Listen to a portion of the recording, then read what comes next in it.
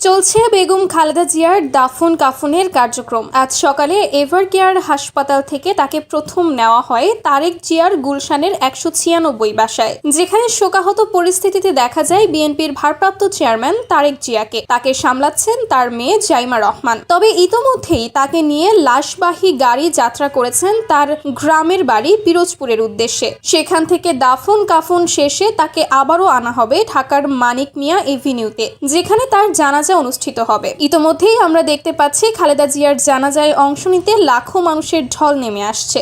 বহু দূর দূরান্ত থেকে অনেকেই জানাজায় অংশ নিতে ইতোমধ্যেই এখানে এসে পৌঁছেছেন। খালেদা জিয়ার মৃত্যুতে তার গ্রামের প্রত্যেকটি ঘরেই নেমে এসেছে শোকের ছায়া। গ্রামের কেউ মেনে নিতে পারছে না তিনি মারা গিয়েছেন। এদিকে নেতাকর্মী থেকে শুরু করে সবাই একরকম ভেঙেই পড়েছেন। কেউ আসলে বিষয়গুলো মেনে নিতে পারছে না, কিন্তু নিয়তির নিয়মে তাকে বিদায় দিতেই হবে। আজ জোহরের নামাজের পর জানাজা শেষে তাকে সমাধিত করা হবে তার স্বামী শহীদ জিয়াউর রহমানের কবরের পাশেই। আপনি বেগম খালেদা জিয়ার জানাজায় অংশ নিতে যাচ্ছেন কিনা তা অবশ্যই কমেন্টে জানিয়ে দিবেন। অন্যদিকে খালেদা জিয়ার মৃত্যুতে শোক প্রকাশ করেছেন শেখ হাসিনা এবং তার পুত্র সজীব ওয়াজেদ জয়। এছাড়াও আওয়ামী লীগের বিভিন্ন নেতাকর্মীরাও তার পরিবারকে সান্ত্বনা দিয়ে গণমাধ্যমে শোক প্রকাশ করেছেন। খালেদা জিয়ার জানাজায় আসছেন পাকিস্তানের পররাষ্ট্রমন্ত্রী এবং ভারতের পররাষ্ট্রমন্ত্রী। তারা আজ বুধবার বাংলাদেশে আসছেন। এছাড়াও দক্ষিণ এশিয়ার বিভিন্ন রাষ্ট্রের অনেকেই খালেদা জিয়ার জানাজায় অংশ নিতে এবং তার পরিবারকে সমবেদনা জানাতে